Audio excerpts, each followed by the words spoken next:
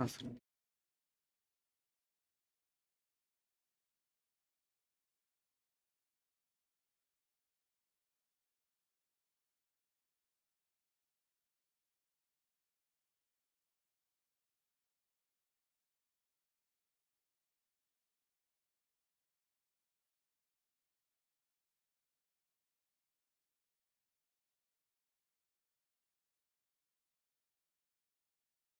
আজকে ready open করো।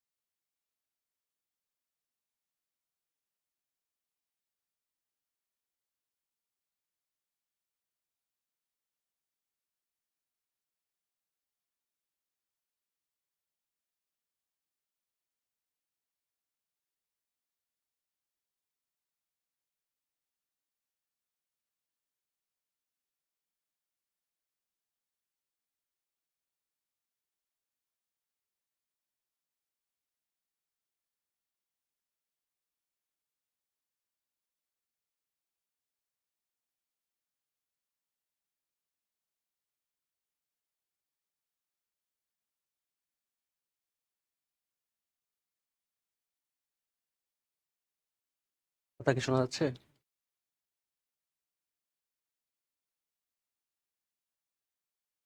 আসসালামু আলাইকুম রহমতুল্লাহ। কেমন আছেন সবাই? আচ্ছা, অনলাইনে যারা আছেন আমার কথা শুনতে ইয়াটা দেওয়া আছে যেটা অনলাইনে যারা আছেন আমার কথা শুনতে পাচ্ছেন কিনা একটু বলবেন কষ্ট করে। যারা আছেন কথা শোনা যাচ্ছে কিনা একটু বলবেন।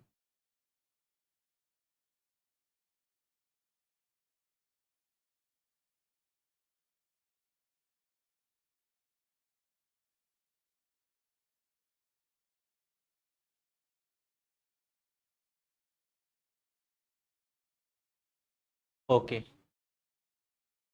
আচ্ছা ঠিক আছে। আজকে আমরা যেটা করব, আমাদের প্রথম লেকচার, একেবারে প্রথম লেকচার যেটা সাধারণ জ্ঞানের বাংলাদেশ বিষয়াবলীর, সেটা হচ্ছে প্রাচীন যুগ। ঠিক আছে, আজকে আমরা প্রাচীন যুগের ইতিহাসটা একটু দেখব। এখান থেকে বেসিক্যালি পিসিএস এ তো সবসময় একটা কোশ্চেন থাকেই, একেবারে মাস্ট। তারপরে প্রাইমারি বলেন, নিবন্ধন বলেন, অন্যান্য ছোটখাটো যে পরীক্ষাগুলো হয়, এই পরীক্ষাগুলোতে কয়েকটা অধ্যায় আছে, টপিকস আছে যেগুলো থেকে কোশ্চেন হয় সাধারণত। তো আমরা এগুলো কভার করার চেষ্টা করব। আমরা যদি একটু শুরু করি, আমাদের সবাই খাতা কলম নিয়ে একটু রেডি হবেন, হ্যাঁ? সবাই একটু খাতা কলম নেবেন, আমাদের লিখতে হবে, অনেক কিছু লিখতে হবে। ঠিক আছে,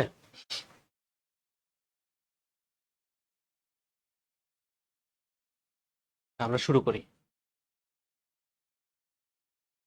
আমি একটু এটা ঠিক করে নিই।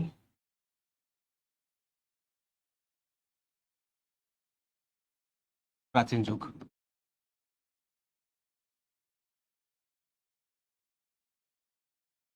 আচ্ছা, প্রাচীন যুগ থেকে প্রথম যে টপিকসটা আমরা দেখব, কভার করব, সবগুলো যেন দেখা যায় এভাবে একটা ব্যবস্থা করতে।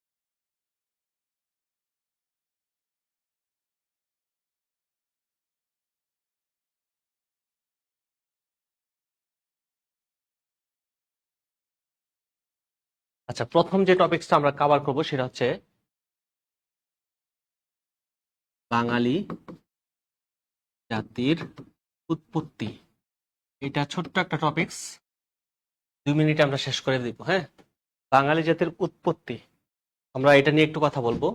মনে রাখবেন, আমাদের বাঙালি জাতি সাধারণত দুটি জাতিগোষ্ঠী থেকে উৎপন্ন হয়েছে, দুটি জাতিগোষ্ঠী। একটা হচ্ছে আর্য পূর্ব, আরেকটা হচ্ছে আর্য। ঠিক আছে, তো আর্য পূর্ব জনগোষ্ঠী যারা, তারা হচ্ছে আর্যদের আগে এসেছে, এই কারণে নামটা কিন্তু আর্য পূর্ব। ঠিক আছে, তারা হচ্ছে আর্যদের আগে আমাদের এই ভারতবর্ষ বলেন, আমাদের বাংলা বলেন, এই বাংলা এসেছে হচ্ছে এই আর্য পূর্ব জনগোষ্ঠী যারা আর্যদের পূর্বে এসেছে। তো এখানে মনে রাখবেন, আমি যদি আর্য পূর্বদের নিয়ে কথা বলি, এই আর্য পূর্বদের আবার চারটা অংশ আছে। চারটা অংশ তাদের আবার এক নম্বরে আছে, মানে প্রথমে তাদের মধ্যে প্রথমে যারা আসে তারা হচ্ছে নেগ্রিটু। নেগ্রিটুরা প্রথমে আসে।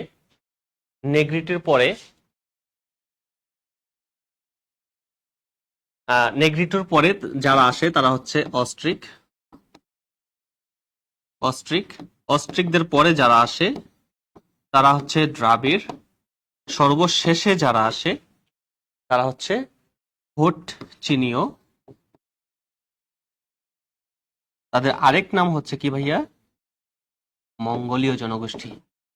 হোটচিনীয় অথবা মঙ্গোলীয়, এই চারটা জনগোষ্ঠী প্রথমে আসে।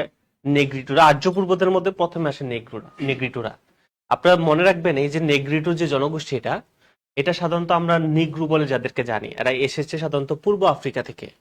আফ্রিকা অঞ্চলের মানুষগুলো সাধারণত দেখতে কালো হয়, দেখবেন দেহের গড়ন অনেক লম্বা হয়, নাকটা একটু চ্যাপ্টা হবে, রাইট, চুলগুলো কোকড়ানো হবে। ঠিক আছে, যাদেরকে আমরা নিগ্রু বলে জানি, তারা কিন্তু এই নেগ্রিটু জনগোষ্ঠীর অন্তর্ভুক্ত। তাদের থেকে কিন্তু আমাদের বাঙালি জাতির কিন্তু ইয়ে আছে। ঠিক আছে, তো এখানে যে নেগ্রিটুদের যেই বংশধর বাংলাদেশে এখনো যেগুলো আছে, এর মধ্যে আপনার ভিল আছে, এটা আপনারা হয়তো চিনেন না, কিন্তু আপনারা এই নামটা শুনেছেন সবাই, সাঁওতাল। সাঁওতাল নামটা শুনেছি না? বাংলাদেশে কিন্তু সাঁওতাল আছে, রাইট। তো সাঁওতালরা কিন্তু দেখতে কিন্তু খুবই কালো। আপনি যদি সাঁওতাল লিখে অনলাইনে সার্চ দেন, দেখবেন সুন্দর ছবি আসবে সাঁওতালদের।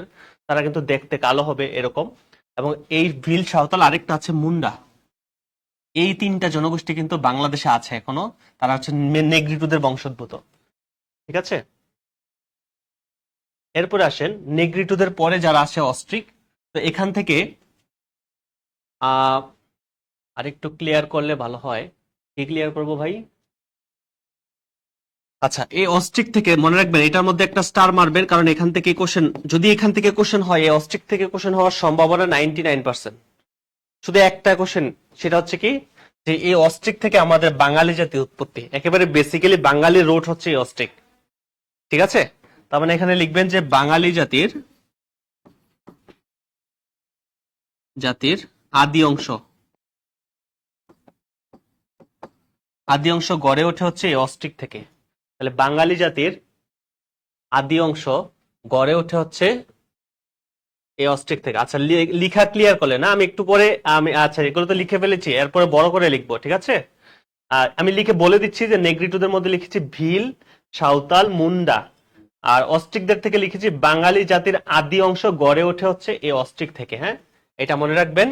আর আরেকটা জিনিস মনে রাখবেন, এই অস্ট্রিকদেরকে কিন্তু নিষাদ জাতি বলা হয়। এটাও পরীক্ষায় মাঝে মাঝে আসে, নিষাদ জাতি। আচ্ছা, এরপরে আসেন অস্ট্রিকদের পরে যারা আসে তারা হচ্ছে কারা? দ্রাবিড়রা আসে। আমাদের এই প্রাচীন বাংলায় আসে হচ্ছে দ্রাবিড়রা, তারা দক্ষিণ ভারত থেকে আসে। তারপরে সর্বশেষে আসে হচ্ছে ভোটচিনি অথবা মঙ্গোলীয় জনগোষ্ঠী। আর এই মঙ্গোলীয় জনগোষ্ঠীর বংশোদ্ভূত কিন্তু বাংলাদেশে এখনো আছে। ঠিক আছে, আপনারা আমাদের যত উপজাতিগুলো আছে, চাকমা বলেন, মারমা বলেন, ত্রিপুরা, গারো, কোচ, এরা সবাই কিন্তু এই মঙ্গোলীয় জনগোষ্ঠীর অন্তর্গত। ঠিক আছে, তার মানে চাকমা, মারমা, ত্রিপুরা,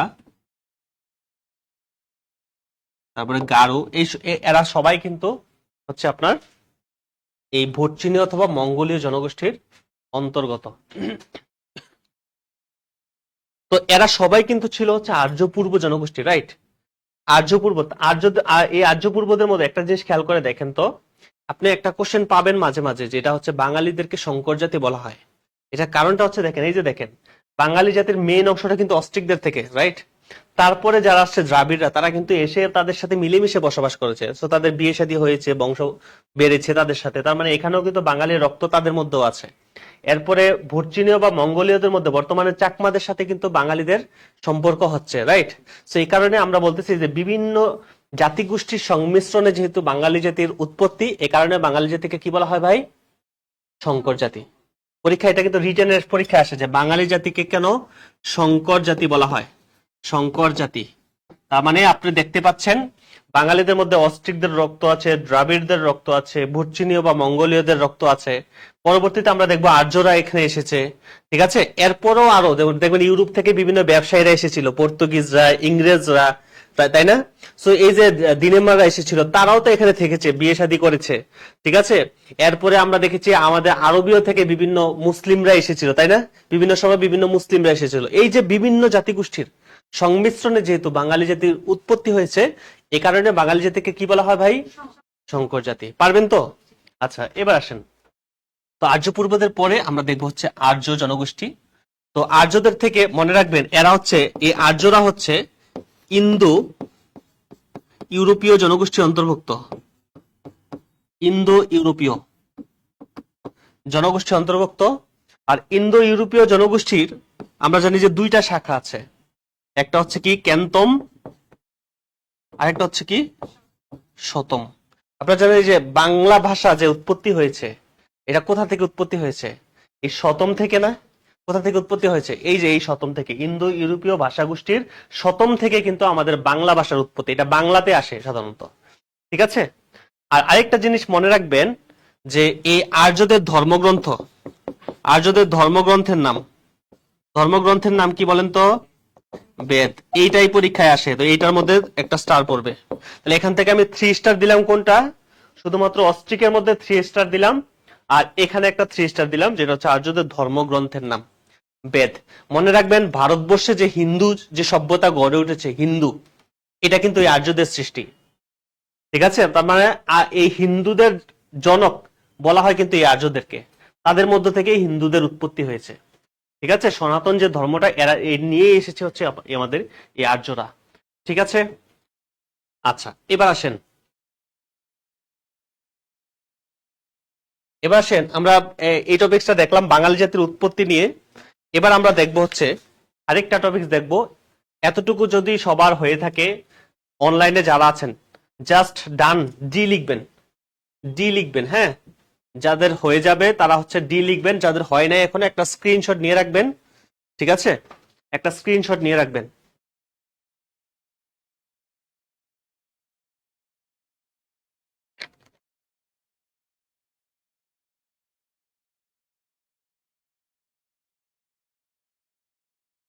এবার আসেন, ওকে, অনেকেই ডান লিখছেন, আমি মুছে দিচ্ছি। এবার আমরা দেখবো আরেকটা গুরুত্বপূর্ণ অংশ, সেটা হচ্ছে জনপদ। আপনাদের ছোটখাটো পরীক্ষায় এখান থেকে কোশ্চেন আসবে, ওইখান থেকে জাস্ট একটা জিনিস পড়াইছি, সেটা হচ্ছে অস্ট্রিক জনগোষ্ঠী যেটা, ঠিক আছে? তো এখান থেকে দেখেন জনপদ থেকে, এটা আপনাকে একটু ভালো করে পড়তে হবে।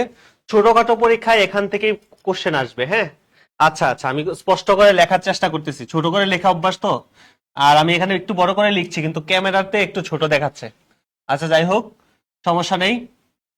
আপনারা এই জনপদটা ইয়া করার জন্য আপনারা একটা মানচিত্র আঁকবেন, বাংলাদেশের মানচিত্রটা, ম্যাপটা আঁকবেন। দেখেন ম্যাপটা আঁকার জন্য যে কিভাবে আঁকে, আমি জাস্ট ছোট্ট একটা দাগ দিয়েছি এই পাশে। এই পাশ থেকে 3টা স্টেপ নিবেন উপরের দিকে, নিয়ে একটা মাথা বের করবেন। এই যে দেখেন, এটা হচ্ছে বাংলাদেশের সবচেয়ে পশ্চিমের জেলাটা আঁকলাম। আপনি এই পাশ থেকে আসেন, এবার এই পাশ থেকে একটা মাথা বের করেন, এই যে এভাবে। এখান থেকে নিচের দিকে নেন, ছোট্ট একটা স্টেপ দেন, আবার নিচের দিকে নেন, কক্সবাজার একে এই যে নিচের দিকে নিয়ে এসে পড়েন। জাস্ট এই, এটা হচ্ছে আমাদের বাংলাদেশের ম্যাপটা, একটু সবাই আঁকবেন এটা। আচ্ছা,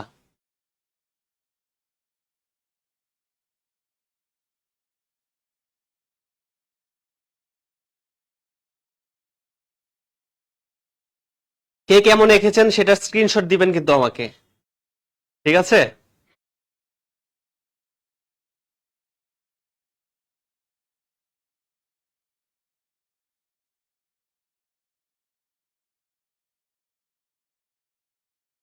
আচ্ছা, এবার আসেন। তো যেটা বলছিলাম, আচ্ছা, আগে যদি ক্লাসটা হয়ে থাকে, যাদের হয়েছে আবার একটা রিভাইজ হয়ে যাবে, হ্যাঁ? আবার একটা রিভাইজ হয়ে যাবে, আমাদেরকে তো এই টপিকসটাই দেওয়া হয়েছে, এই কারণে এটাই নেওয়া লাগতেছে আর কি। হ্যাঁ, আচ্ছা এবার আসেন, তো যেটা বলছিলাম, তো আমাদের জনপদ, জনপদ জিনিসটা কি? জনপদ মানে কি?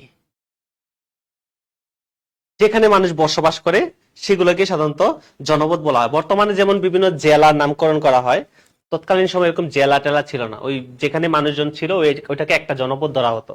তো প্রাচীনকালে মোটামুটি আমাদের 16টার মতো 16টার মতো জনপদ ছিল। তো এর মধ্যে আমাদের সবগুলো লাগবে না, ঠিক আছে? হ্যাঁ, আচ্ছা যাই হোক, শুনেন, এই ম্যাপ যদি খারাপও হয়, মন খারাপের কিছু নেই। কারণ হচ্ছে আপনারা অনেকেই আছেন জীবনে প্রথম এঁকেছেন, সায়েন্সের স্টুডেন্ট যারা তারা তো আঁকেই নেই, সব জিনিসের সাথে পরিচয়ই নাই, ঠিক আছে? আমি আমি জীবনে অনেকবার এঁকেছি, অনেকবার, মানে 1000বারের উপরেও হবে এঁকেছি, তারপর আমার অবস্থা দেখছেন। আর আপনারা যে প্রথম আঁকতেছেন, তার মানে আপনাদের যা হয়েছে অনেক ভালো হয়েছে। আমার প্রথমবার আপনাদের চেয়ে অনেক খারাপ ছিল। তো আশাহত হওয়ার কিছু নেই, ঠিক আছে? আচ্ছা এবার আসেন,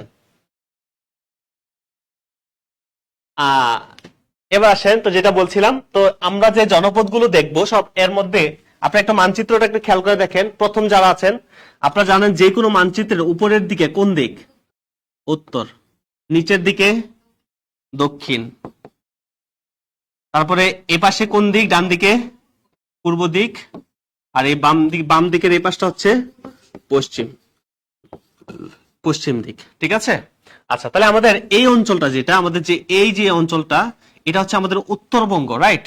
তো এই উত্তরবঙ্গের মধ্যে কোন কোন জেলা আছে? আমাদের উত্তরবঙ্গের জেলার মধ্যে একটু খেয়াল করেন, রংপুর আছে, দিনাজপুর আছে, বগুড়া আছে, রাজশাহী আছে, পঞ্চগড় আছে, ঠাকুরগাঁ আছে, নীলফামারী আছে, তাই না? তারপরে কুড়িগ্রাম আছে। এরকম উত্তরবঙ্গের যতগুলো জেলা আছে সবগুলো তো এখানে আছে, তাই না?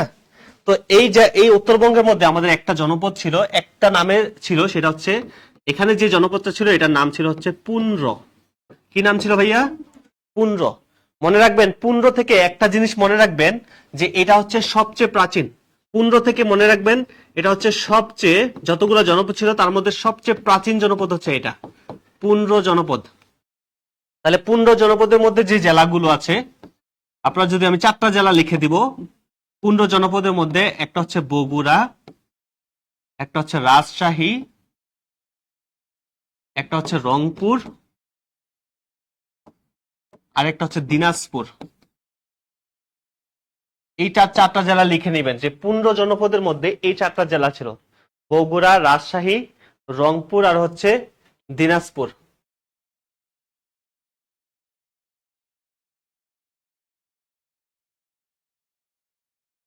আচ্ছা, হ্যাঁ, বগুড়া, রাজশাহী, রংপুর আর হচ্ছে দিনাজপুর। আপনারা একটা জিনিস জানেন, এই যে বগুড়া জেলা, আমাদের বগুড়া জেলার মধ্যে, এই বগুড়া জেলাটাকে থেকে একটা কোশ্চেন আসে মাঝে মাঝে। এখানে আমাদের একটা ঐতিহাসিক জায়গা আছে, যেটার নাম কি? মহাস্থানগড়, তাই না? বগুড়ার মহাস্থানগড়। এই মহাস্থানগড় থেকে পরীক্ষা কোশ্চেন আসে, আমরা একটু পরেই দেখবো মহাস্থানগড় সম্পর্কে।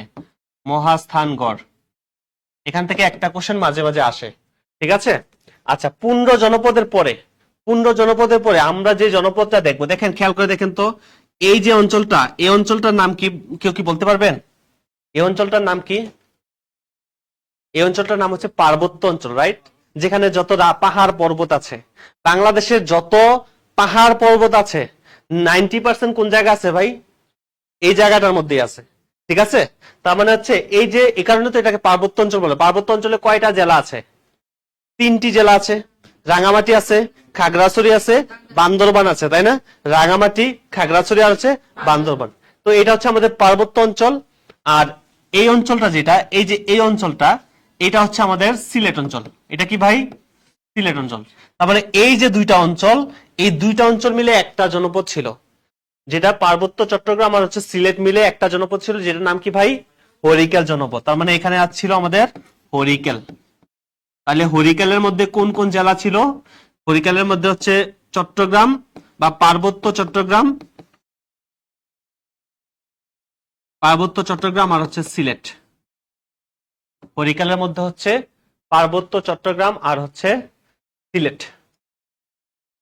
আচ্ছা, এরপর আসেন, আমরা এই যে এই অংশটা হয়ে গেল আমাদের।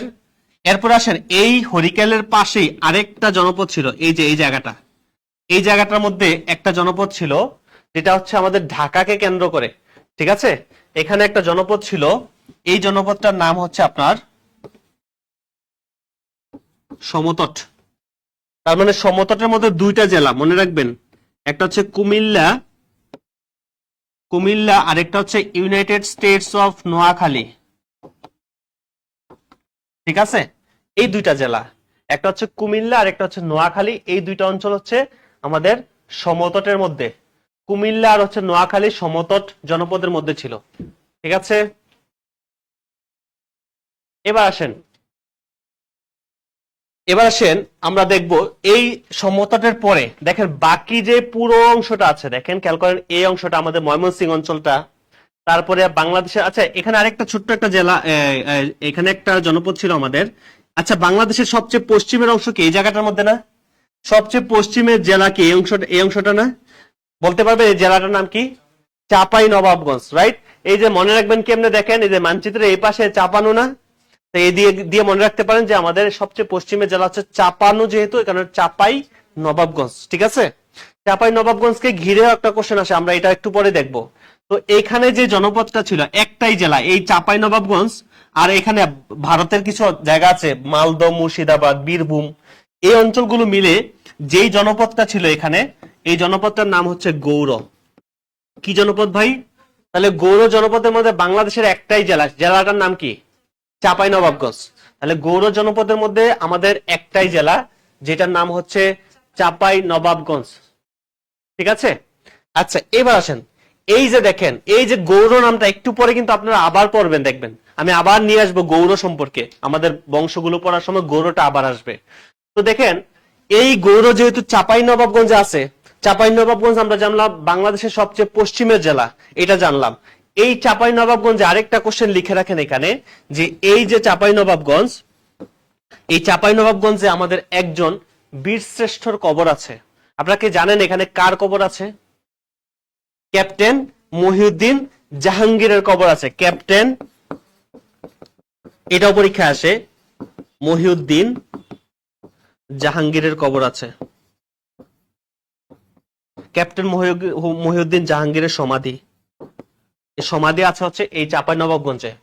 আরেকটা জিনিস মনে রাখবেন, চাপাই নবাবগঞ্জকে কেন্দ্র করে আরেকটা কোশ্চেন আসে, সেটা হচ্ছে যে বলা হয়ে থাকে গৌড়ের ছোট সোনা মসজিদ কোথায় আছে। আচ্ছা আপনারা জানেন যে গৌড় বলতে আমরা চাপাই নবাবগঞ্জকে জানি, তাহলে যদি এবার বলি যে গৌড়ের ছোট সোনা মসজিদ কোথায় আছে? চাপাই নবাবগঞ্জে, ঠিক আছে। গৌড়ের ছোট সোনা, আর এই ছোট সোনা মসজিদের প্রাঙ্গণেই কিন্তু ক্যাপ্টেন মহিউদ্দিন জাহাঙ্গীরের কবর, ঠিক আছে। তার মানে গৌড়ের ছোট সোনা মসজিদ প্রাঙ্গণে কার কবর আছে ভাই? ক্যাপ্টেন মহিউদ্দিন জাহাঙ্গীরের কবর আছে। তার মানে এখানে অনেকগুলো কোশ্চেন আমরা দেখলাম। আরেকটা কোশ্চেন আমরা একটু পরে পড়বো অবশ্য, যে গৌড়ের রাজা এই অঞ্চলটা শাসন করেছেন একজন বাংলা, মানে এই বাংলার প্রথম স্বাধীন সার্বভৌম রাজা বলা হয় যাকে, ওনার নাম কি? শশাঙ্ককে। উনিই ছিলেন হচ্ছে গৌড়ের রাজা শশাঙ্ক, ঠিক আছে। তারপরে এই জিনিসগুলো আমরা একটু পরে আবার রিপিট করব, এখানে ভালো করে দেখে নেন চাপাই নবাবগঞ্জকে ঘিরে যেই কোশ্চেন গুলো সাধারণত হয়, ঠিক আছে। একটা দেখলাম যে চাপাই নবাবগঞ্জ হচ্ছে গৌড় জনপদের মধ্যে ছিল, তারপরে গৌড়ের রাজা কে ছিলেন? শশাঙ্ক ছিলেন। তারপরে হচ্ছে এই চাপাই নবাবগঞ্জের মধ্যে কি আছে? গৌড়ের ছোট সোনা মসজিদ আছে, আর এই ছোট সোনা মসজিদ প্রাঙ্গণে কি আছে? ক্যাপ্টেন মহিউদ্দিন জাহাঙ্গীরের কবর আছে। পারা যাবে তো? চাপাই নবাবগঞ্জকে ঘিরে সাধারণত এই কোশ্চেন গুলো আসে। এছাড়া দেখেন বাকি যে অংশটা আছে, দেখেন আমাদের ময়মনসিংহ অঞ্চল বাকি আছে, কি হলো? আচ্ছা এই যে দেখেন আমাদের ময়মনসিংহ অঞ্চলটা বাকি আছে, তারপরে এখানে পুরো পশ্চিমের অংশটা বাকি আছে, বাংলাদেশের পুরো দক্ষিণবঙ্গটা বাকি আছে। এই যে দক্ষিণবঙ্গের মধ্যে বরিশাল আছে, পটুয়াখালী আছে, খুলনা, বাগেরহাট, মানে পুরো খুলনা অঞ্চল, পুরো বরিশাল অঞ্চল, এই পাশে পুরো ময়মনসিংহ অঞ্চল, মানে পুরো অংশটা কিন্তু বাকি আছে। এইখানে যে পুরো বাকি অংশটার মধ্যে যে জনপদটা আছে, সেই জনপদটার নাম কি জানেন? সেই জনপদটার নাম হচ্ছে আমাদের বঙ্গ জনপদ। কি জনপদ ভাই? বঙ্গ জনপদ। আচ্ছা এই বঙ্গ জনপদ থেকে মনে রাখবেন, দেখেন আপনি ম্যাপটা যদি দেখেন, বঙ্গ জনপদ সবচেয়ে বড়, কিন্তু বাকি জনপদ গুলো হচ্ছে কিন্তু এই অংশটা কিন্তু সবচেয়ে বড়। তার মানে আমরা দেখছি সবচেয়ে প্রাচীন জনপদ যেন কোনটা ছিল? পুন্ড্র। আর দেখলাম সবচেয়ে বড় জনপদ কোনটা? বঙ্গ জনপদ। তার মানে বঙ্গ জনপদের মধ্যে আমি যদি বলি এখানে ঢাকা পাবেন, খুবই ইম্পর্টেন্ট, 3 স্টার হবে এই ঢাকাটাকে নিয়ে। মানে ঢাকা হচ্ছে এখানে আছে, এই যে আমাদের মাঝখানে আর কি ঢাকা আছে, এখানে ময়মনসিংহ আছে, এই যে ময়মনসিংহ অঞ্চল এই পুরো অংশটা, ময়মনসিংহ, টাঙ্গাইল, কিশোরগঞ্জ এই অংশটা। তারপরে এখানে ফরিদপুর আছে, ফরিদপুর। তারপরে এই পাশে আছে কুষ্টিয়া, কুষ্টিয়া। তারপরে নিচের দিকে যদি যাই বরিশাল, পটুয়াখালী, খুলনা, বাগেরহাট, ঠিক আছে, এই অঞ্চলগুলো বরিশাল, পটুয়াখালী, তারপরে খুলনা, বাগেরহাট, এগুলো হচ্ছে বঙ্গ জনপদের অন্তর্ভুক্ত। বরিশাল, পটুয়াখালী, খুলনা, বাগেরহাট। আচ্ছা, এই আমাদের জনপদ প্রায় শেষ। আরেকটা জনপদ পড়ব, সেটা হচ্ছে বঙ্গের ভেতরেই আরেকটা জনপদ ছিল আমাদের দক্ষিণ অংশটাকে কেন্দ্র করে, বাংলাদেশের দক্ষিণ অংশটাকে কেন্দ্র করে আরেকটা জনপদ ছিল। মনে করেন এই অংশটা যদি পুরোটা যদি বঙ্গ হয়, এই বঙ্গের ভেতরে একটা জনপদ ছিল যেটার নাম হচ্ছে চন্দ্রদ্বীপ। চন্দ্রদ্বীপ এটা হচ্ছে বঙ্গের ভেতরেই, ঠিক আছে। আর চন্দ্রদ্বীপের মধ্যে স্পেশালি যে জেলাগুলো ছিল আমাদের দক্ষিণ অংশের যে জেলাগুলো আছে বরিশাল, বরিশাল, পটুয়াখালী, পটুয়াখালী, খুলনা, বাগেরহাট, এই চারটা জেলা মনে রাখবেন। এগুলো হচ্ছে চন্দ্রদ্বীপের মধ্যেও আছে, বঙ্গের মধ্যেও আছে। মনে করেন যে আপনাকে যদি এবার একটু টেস্ট করে যে বলেন যে পটুয়াখালী কোন জনপদের অন্তর্ভুক্ত, অপশনে যদি বঙ্গ থাকে চন্দ্রদ্বীপও থাকে, কোনটা দিবেন? চন্দ্রদ্বীপটা আগে দিবেন। যদি চন্দ্রদ্বীপ না থাকে কি দিবেন? বঙ্গ দিবেন, কারণ বঙ্গের ভেতরেই কিন্তু চন্দ্রদ্বীপ, ঠিক আছে। তো এটা মনে রাখেন। তো আমরা মোটামুটি জনপদ গুলো দেখলাম। জি, চন্দ্রদ্বীপে এই চারটা ইয়াই মনে রাখবেন, ঠিক আছে। এবার আসেন, এবার আসেন আমাদের জনপদ শেষ। আমরা এবার দেখবো হচ্ছে আরেকটা টপিক, সেটা হচ্ছে মহাস্থানগড় সম্পর্কে একটু জানি। বগুড়া জেলার মহাস্থানগড় সম্পর্কে আমি একটু বলছিলাম যে একটু বলবো। আচ্ছা, এবার আসেন আমরা দেখবো হচ্ছে মহাস্থানগড়। মহাস্থানগড়, মহাস্থানগড়ের অবস্থানটা কোথায়? আচ্ছা, মহাস্থানগড়ের আরেক নাম,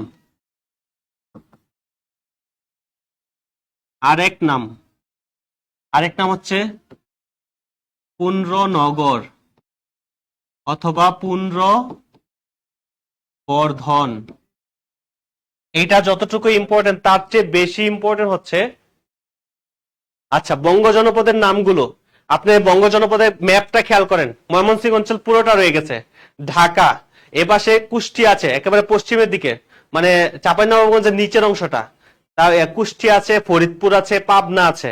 নিচের দিকে যদি যাই একেবারে দক্ষিণবঙ্গ পুরোটা, বরিশাল, পটুয়াখালী, খুলনা, বাগেরহাট, এছাড়া আরো যে সাতক্ষীরা আছে, বরিশাল অঞ্চলে বরগুনা আছে, তারপরে মানে পুরা বরিশাল বিভাগের যত জেলা আছে, খুলনা বিভাগের যত জেলা আছে, সবগুলো কিন্তু বঙ্গ জনপদের অন্তর্ভুক্ত, ঠিক আছে।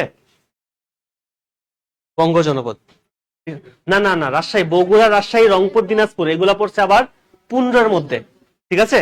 বগুড়া, রাজশাহী, রংপুর, দিনাজপুর।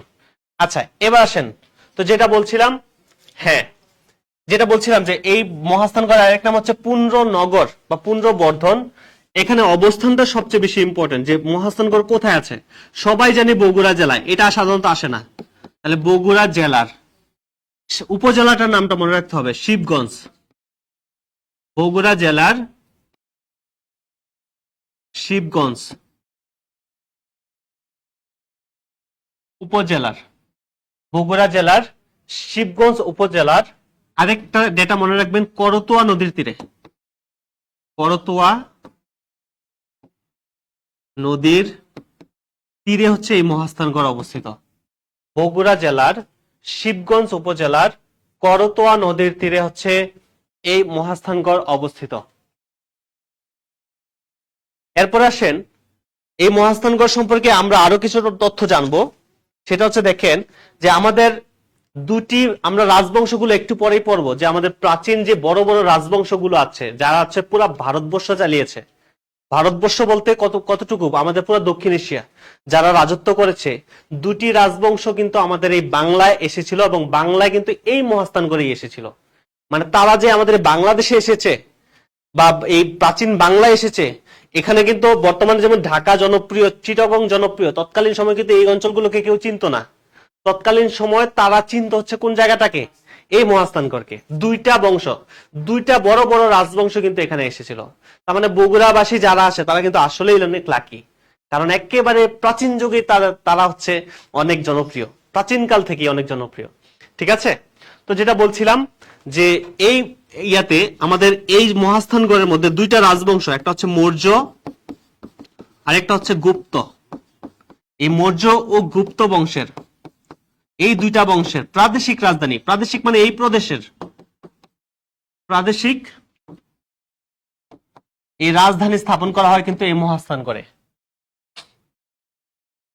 রাইট, তার মানে মৌর্য এবং গুপ্ত এই দুইটা বংশের প্রাদেশিক রাজধানী হচ্ছে এই মহাস্থানগড়। আমরা একটু পরে দেখবো মৌর্য বংশের কে এসেছে, গুপ্ত বংশের কে এসেছে।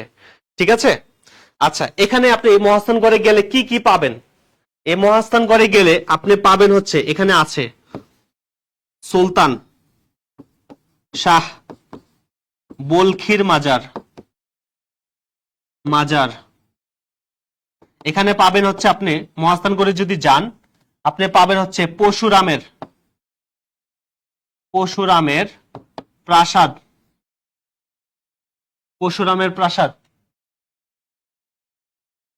আচ্ছা, এখানে হাতের লেখা অনেকে বুঝতে সমস্যা হচ্ছে না, আচ্ছা একটু বড় করে লিখছি আমি আরো। এখানে পাবেন হচ্ছে সুলতান শাহ বলখির মাজার, তারপর হচ্ছে পরশুরামের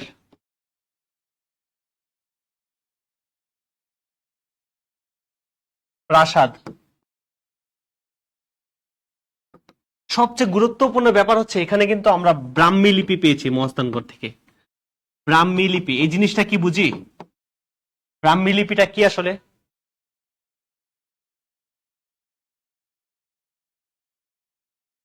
ব্রাহ্মী লিপিটা কি?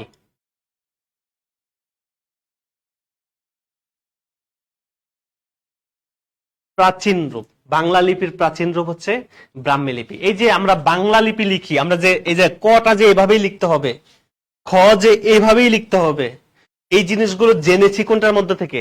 এই ব্রাহ্মী লিপি থেকে। আর এই ব্রাহ্মী লিপি পেয়েছি আমরা মহাস্থানগড় থেকে। ঠিক আছে, তাহলে বাংলার কোশ্চেন এটা যে বাংলা লিপির প্রাচীন রূপ কি, সেটা হচ্ছে ব্রাহ্মী লিপি। এই ব্রাহ্মী লিপি কিন্তু আমরা এই মহাস্থানগড়ে পেয়েছি। ঠিক আছে, আচ্ছা এবার আসেন আমরা চলে যাব আরেকটা টপিকসে, সেটা হচ্ছে পরিব্রাজক। আমরা এবার দেখবো হচ্ছে বিভিন্ন পরিব্রাজকদের। আচ্ছা আচ্ছা, সমস্যা নেই, আমি এবার চেষ্টা করছি, হ্যাঁ একটু বড় করে লেখার চেষ্টা করছি। আচ্ছা এবার আসেন আমরা দেখবো হচ্ছে বিভিন্ন পরিব্রাজক।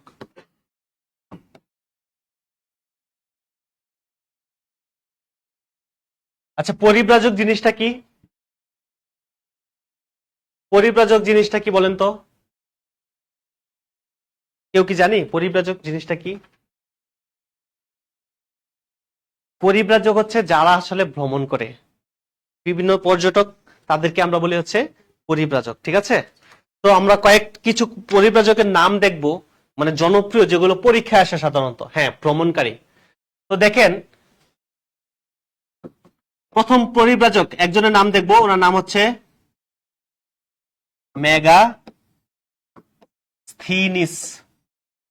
মেগাস্থিনিস। মনে রাখবেন এই পরিব্রাজক থেকে, হ্যাঁ হ্যাঁ মহাস্থানগড় শেষ, বেশি কিছু লিখাই নেই। ঠিক আছে, আচ্ছা এই মেগাস্থিনিস পরিব্রাজকদের থেকে যেটা আসে যে তাদের দেশটা কোথায়, আর আরেকটা জিনিস আসে যে তারা যখন আমাদের এই ভারতবর্ষে এসেছেন তখন এই অঞ্চলের শাসনকর্তা কে ছিলেন, কার সময় এসেছেন, এই দুইটা জিনিস সাধারণত আসে। তাহলে মেগাস্থিনিস ওনার বাড়ি কোথায় জানেন? ওনার বাড়ি হচ্ছে গ্রিসে। উনি হচ্ছে গ্রিক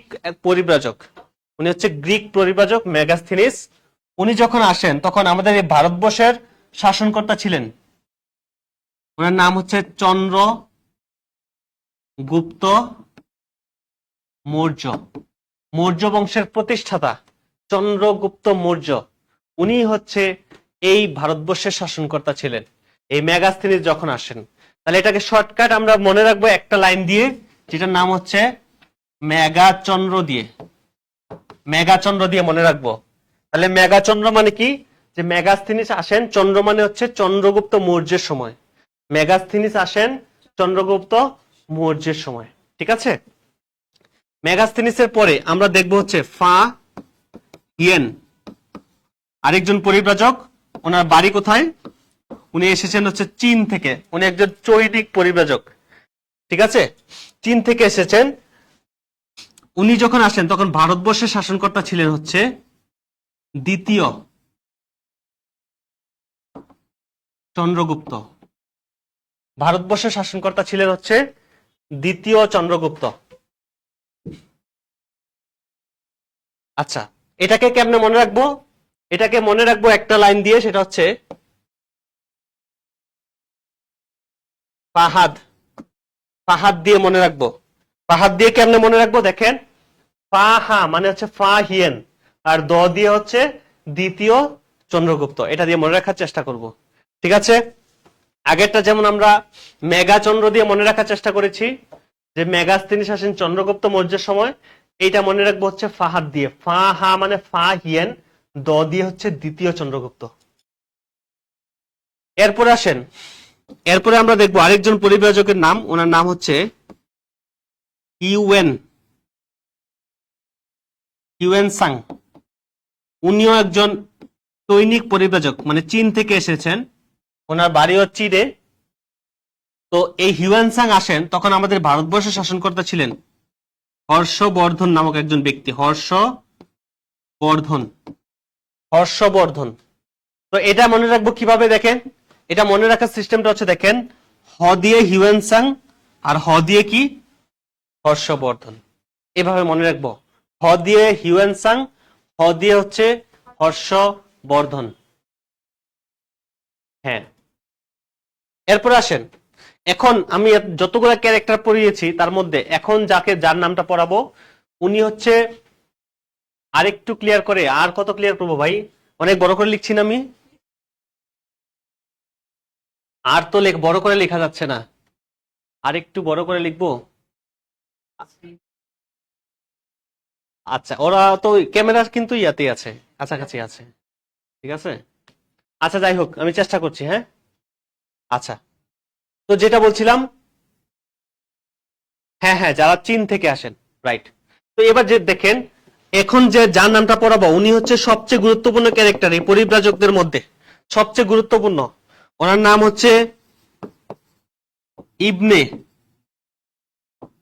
বতুতা। ইবনে বতুতা, উনি হচ্ছে আসেন কোথা থেকে? ওনার বাড়ি কোথায়? মরক্কোতে। উনি মরক্কোতে আসেন, মরক্কো থেকে আমাদের এই ভারতবর্ষে আসেন। উনি কিন্তু, আচ্ছা, তো দেখেন, এই এই মরক্কো থেকে ইবনে বতুতা আমাদের ভারতবর্ষে যখন আসেন তখন ভারতবর্ষের শাসনকর্তা ছিলেন, মোহাম্মদ বিন তুগলক। মোহাম্মদ বিন তুগলক। এবং এই ইবনে বতুতা দেখেন, মোহাম্মদ বিন তুগলকের সময় ভারতবর্ষে আসেন। এরপরে কিন্তু উনি আমাদের বাংলায় এসেছিলেন। ইবনে বতুতা ইম্পর্টেন্ট এই কারণে যে উনি সরাসরি আমাদের বাংলায় এসেছিলেন, এবং বাংলায় এসে উনি কিন্তু সিলেটে যান শাহজালালের সাথে দেখা করার জন্য। শাহজালালের সাথে দেখা করে উনি হচ্ছে আমাদের এখানে কিন্তু অনেক দিন ছিলেন ইবনে বতুতা। পরবর্তীতে শাহজালালের সাথে দেখা করে কিন্তু উনি সোনারগাঁতে আসেন। তখন আমাদের এই সোনারগাঁও অঞ্চলের শাসনকর্তা ছিলেন, ওনার নাম হচ্ছে ফখরুদ্দিন। ফখরুদ্দিন মুবারক শাহ। ফখরুদ্দিন মুবারক শাহ, এই দুইটা নাম একটু মনে রাখতে হবে। তাহলে ইবনে বতুতা যখন ভারতে ঢুকেন, ভারতবর্ষে, তখন ভারতবর্ষের শাসনকর্তা ছিলেন হচ্ছে মোহাম্মদ বিন তুগলক। আর যখন আমাদের বাংলায় আসেন তখন বাংলা শাসনকর্তা ছিলেন হচ্ছে, আমাদের সোনারগাঁয়ের শাসনকর্তা ছিলেন হচ্ছে ফখরুদ্দিন মুবারক শাহ। ঠিক আছে, আচ্ছা, এবার আসেন তো, এই যে ইবনে বতুতা আমাদের বাংলায় আসেন, এসে যে এতদিন মানে অবস্থান করলেন, কারণটা হচ্ছে কি, উনি এসে দেখলেন যে আমাদের এই অঞ্চলের মানে জিনিসপত্রের দাম খুবই কম, প্রচুর পরিমাণে ফ্রুটস উৎপন্ন হতো আমাদের এই অঞ্চলে। মানে প্রাচীন যুগে এই ভারতবর্ষে আর যাই কিছু হোক, কেউ না খেয়ে মরার মতো কেউ এরকম ছিল না। ঠিক আছে, মানে প্রচুর শস্য উৎপাদন হতো, আমাদের এই অঞ্চলের মাটি অনেক উর্বর, শস্য উৎপাদন হতো, জিনিসপত্র ধন সম্পদে ভরপুর ছিল আমাদের ভারতবর্ষ তৎকালীন সময়ে। এখন যেমন আমরা স্বপ্ন দেখি যে আমরা ইউরোপে যাব, আমেরিকাতে যাব, ইউরোপ আমেরিকা যাওয়ার জন্য কত কষ্ট করি, কত কিছু করি, তৎকালীন সময় ওই ইউরোপ থেকে বা আমেরিকা থেকে তাদের স্বপ্ন ছিল আমাদের ভারতবর্ষে আসবে। আসলেই সত্য। এবং আপনারা দেখেছেন বিভিন্ন সময় বিভিন্ন ইউরোপীয়রা আমাদের এখানে ব্যবসায়ীরা এসেছে, এসে এই যে ব্যবসার নামে বিভিন্ন লুটপাট করে নিয়ে গিয়ে আজকে তারা কি, আজকে তারা বড় লোক। দেখেছেন না ভাই, ইংরেজরা এসেছে, দেখেছেন না পর্তুগিজরা এসেছে, দিনেমাররা এসেছে, তারা এসেছিল ব্যবসা করার জন্য, এসে এখান থেকে লুটপাট করে জিনিসপত্র, মাল, ধন সম্পদ যা আছে সব নিয়ে গিয়ে তারা কিন্তু আজকে কিন্তু আমরা আজকে গরিবই রয়ে গেলাম, তারা কিন্তু বড় লোক। ঠিক আছে, তো আর যাই কিছু হোক, এখানে ধন সম্পদে পরিপূর্ণ ছিল। তো ইবনে বতুতা যখন বাংলায় আসলেন তখন দেখলেন যে এখানে ফ্রুটস প্রচুর উৎপাদন হচ্ছে, শস্য প্রচুর উৎপাদন হচ্ছে, দাম অনেক কম। ঠিক আছে, কিন্তু ওনার একটা জিনিস, এই সব কিছু ওনার ভালো লাগে, মানে এই অঞ্চলের যে প্রকৃতি, প্রকৃতি ওনার কাছে খুবই খুবই ভালো লাগে। শুধুমাত্র একটা জিনিস ওনার কাছে অপছন্দ হয়, সেটা হচ্ছে এই অঞ্চলের আবহাওয়াটা। একটা স্বাভাবিক একটা অঞ্চল থেকে আমরা যখন এখান থেকে ইউরোপে যাব, আমাদের কিন্তু আবহাওয়াটা প্রথম ভাল লাগবে না, ভাল লাগবে, কারণ আমরা নাতিশীতোষ্ণ অঞ্চলের মানুষ, হঠাৎ করে গিয়ে ঠান্ডায় পড়লে আমাদের কাছে খুব খারাপ লাগবে, রাইট? সো তারা যখন আমাদের এই অঞ্চলে আসবে, একটু খারাপ লাগারই কথা, রাইট? সো উনি কি করেন, এই যে ওনার প্রকৃতি ওনার খুব ভালো লাগে, এ কারণে উনি বাংলার একটা নাম দিয়ে যান। বাংলার নাম দিয়ে যান কি জানেন? বাংলার নাম দিয়েছেন হচ্ছে দোজক। দোজক ইপুর নিয়ামত, নিয়ামত, যেটাকে বাংলা করলে হয় হচ্ছে ধন সম্পদ পূর্ণ নরক। নরক বলার কারণ হচ্ছে আবহাওয়াটা ওনার পছন্দ হয় নাই, এই কারণে নাম দিয়েছেন ধন সম্পদ পূর্ণ নরক বা দুজক ইপুর নিয়ামত। ঠিক আছে, এবং ওনার এই যে দীর্ঘ ভ্রমণ অভিজ্ঞতা, এই ভ্রমণ অভিজ্ঞতা নিয়ে একটা বই লিখেন, বইটার নাম হচ্ছে, এই ইবনে বতুতাই কিন্তু বই লিখেন, বইটার নাম হচ্ছে কিতাবুল রেহেলা। কিতাবুল রেহেলা, তাহলে অথবা এটাকে আমরা বাংলা করলে পাই হচ্ছে সফরনামা। সফরনামা, তাহলে পরীক্ষায় আসে সফরনামা কার লেখা, কার লেখা হবে? ইবনে বতুতার লেখা। ঠিক আছে, বা কিতাবুল রেহেলা কার লেখা? ইবনে বতুতার লেখা। ঠিক আছে, আর হচ্ছে যদি বলে যে বাংলার নাম কে দুজকিপুর নিয়ামত দিয়েছেন? Ibn Battuta. মনে থাকবে তো ব্যাকগ্রাউন্ডটা? আচ্ছা, আমরা আমাদের পরিব্রাজক শেষ। এতটুকু সবার অনলাইনে যারা আছেন, এতটুকু সবার ক্লিয়ার কিনা একটু কষ্ট করে বলবেন। যদি ক্লিয়ার হয়ে থাকে জাস্ট সি লিখবেন, জাস্ট সি। ঠিক আছে, আমি পরের টপিকসে যাব।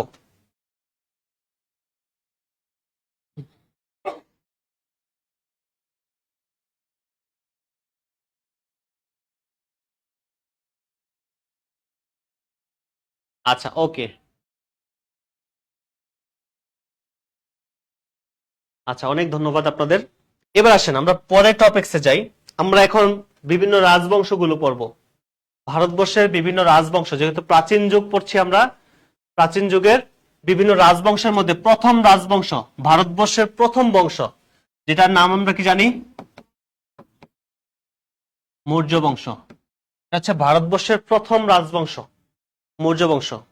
ঠিক আছে, আচ্ছা, মৌর্য বংশটা পড়ার আগে, মৌর্য বংশটা পড়ার আগে আমি ছোট্ট একটা ব্যাকগ্রাউন্ড বলবো, ছোট্ট করে একটা ব্যাকগ্রাউন্ড। সেটা হচ্ছে, দেখেন যে আপনারা আলেকজান্ডার দ্য গ্রেটের নাম তো শুনেছেন সবাই। আলেকজান্ডার দ্য গ্রেট, উনি হচ্ছে মেসিডোনিয়ার রাজা ফিলিপসের পুত্র, গ্রিক সাম্রাজ্যের মালিক। গ্রিক সাম্রাজ্য তৎকালীন সময়ে, এই প্রাচীন যুগে আমাদের ভারতবর্ষ ছিল ছোট্ট একটা সাম্রাজ্য, আর গ্রিক সাম্রাজ্য তৎকালীন সময় সারা বিশ্বে লিড করে, এরকম পাওয়ারফুল সাম্রাজ্য ছিল হচ্ছে গ্রিসের যে গ্রিক সাম্রাজ্য। ওই গ্রিক সাম্রাজ্যের রাজা ছিলেন হচ্ছে ফিলিপস। ওই ফিলিপসের পুত্র হচ্ছে আলেকজান্ডার দ্য গ্রেট। তো এই আলেকজান্ডার দ্য গ্রেটের তার যে গ্রিক সাম্রাজ্য, এই গ্রিক সাম্রাজ্যে আমাদের পারস্য, পারস্য বলতে কোন অঞ্চলটা, বর্তমান কোন অঞ্চল, পারস্য, ইরান, বর্তমানে ইরানটা হচ্ছে আমাদের পারস্য, তৎকালীন সময় পারস্য। ওই পারস্যের রাজা দারিউস ছিল, ওই দারিউস হচ্ছে এই গ্রিক সাম্রাজ্যে আক্রমণ করে। যেহেতু গ্রিক সাম্রাজ্যে আক্রমণ করে, তখন হচ্ছে এই আলেকজান্ডার দ্য গ্রেট হচ্ছে প্রতিশোধ নেওয়ার জন্য এই দারিউসকে পরাজিত করে। কারণ দারিউস পারবে না তার সাথে, স্বাভাবিক, কারণ আলেকজান্ডার দ্য গ্রেট খুবই শক্তিশালী একজন ছিলেন, রাষ্ট্রনায়ক ছিলেন। তো সে কি করে, দারিউসকে প্রথমে পরাজিত করে। তো এই দারিউস যখন ইয়াতে এই গ্রিক সাম্রাজ্যে যখন আক্রমণটা করে, তখন কিন্তু আমাদের এই ভারতবর্ষ থেকে কিছু রাজা আবার এই দারিউসকে সহায়তা করে। তো আলেকজান্ডার দ্য গ্রেট যখন দারিউসকে পরাজিত করলেন, উনি প্রতিশোধ নিচ্ছেন। উনি কি করলেন, এবার নজর দিলেন ভারতবর্ষের উপর। আপনাকে বুঝতে পেরেছেন যে আলেকজান্ডার দ্য গ্রেট কেন ভারতবর্ষের উপর আক্রমণের চিন্তা ভাবনা করলেন?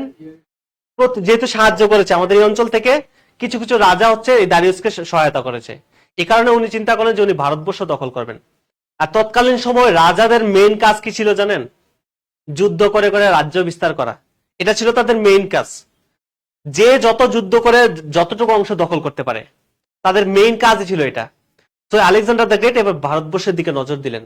তো এই অঞ্চলের রাজারা, উনি এতই পাওয়ারফুল, শক্তিশালী একজন রাজা ছিলেন। আর ওনার যে যুদ্ধের যে নীতিটা এরকম ছিল যে উনি যে অঞ্চলকে দখল করবেন, এই দখল করার পর এই অঞ্চলে যত পুরুষ ছেলে আছে, মানে যত ছেলে আছে, সবাইকে উনি হত্যা করে ফেলতো, যেন পরবর্তীতে ওইখান থেকে উনি বিদ্রোহ হয়ে না ওঠে। এ কারণে সবাইকে উনি হত্যা করে ফেলতেন। তাহলে যদিও তার নামের শেষে কি আছে, আলেকজান্ডার দা গ্রেট আছে, ঠিক আছে, অথচ উনি কি করতেন, একটা অঞ্চল দখল করার পর এই অঞ্চলে যত পুরুষ আছে সবাইকে হত্যা করে ফেলতেন। তো উনি যখন আমাদের ভারতবর্ষের দিকে নজর দিলেন যে আমি এই অঞ্চলটা দখল করব, তখন কিন্তু এই অঞ্চলের রাজারা কিন্তু আগেই খুব ভীত হয়ে গেল, জীবন বাঁচানো সম্ভব না ওনার সামনে।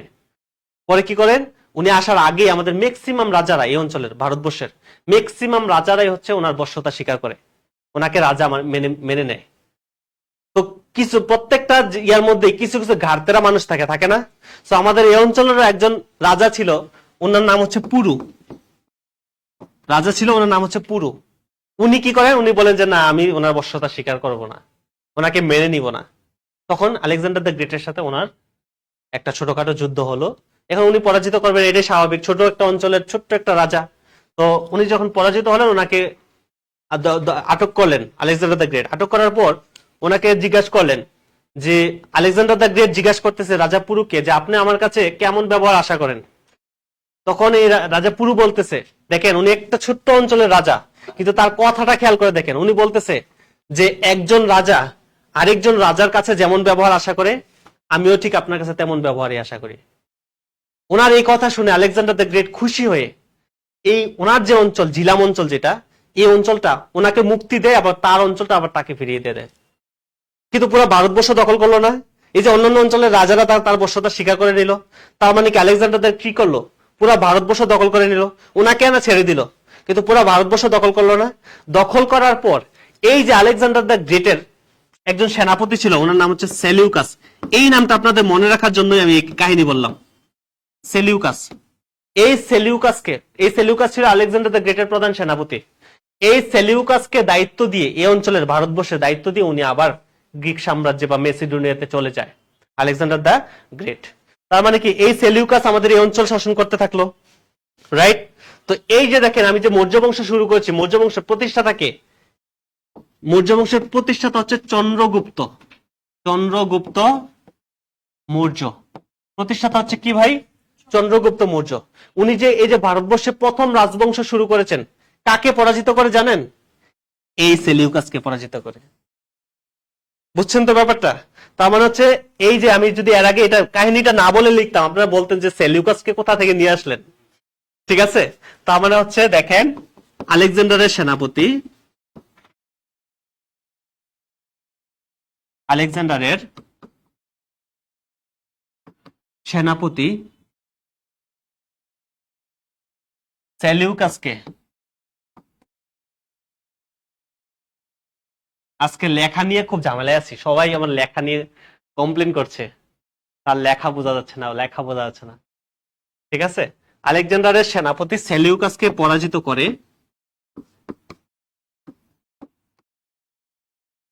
ভারতবর্ষে মৌর্য বংশ প্রতিষ্ঠা করেন।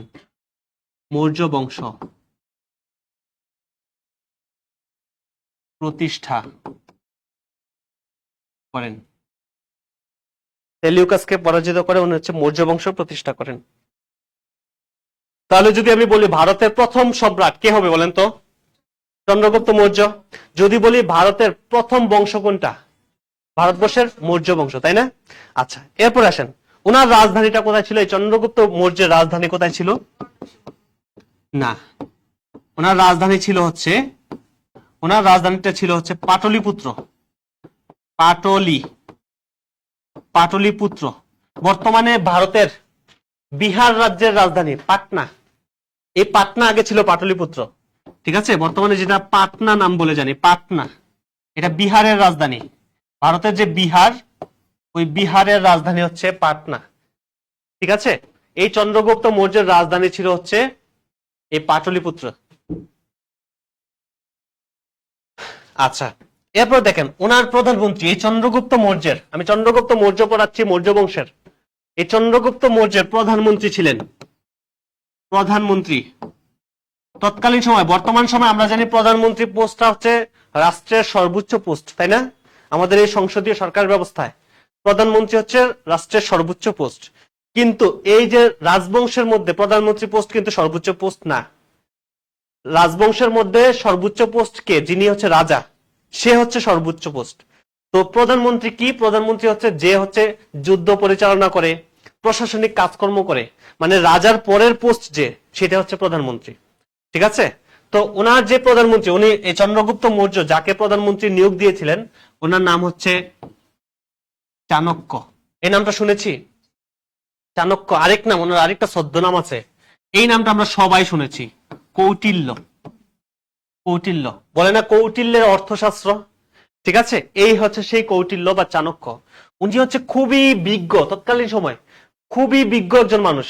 দেখেন, আমরা একটা ভাষায় আয়ত্ত করতে পারছি না। আমরা বাঙালি, বাংলাদেশে জন্মগ্রহণ করেছি, এক একজনে 25 বছর 30 বছর ধরে বাংলা পড়ছি, তারপরও বাংলা বলার সময় হাজারটা ভুল করি, বাংলা লেখার সময় কি করি?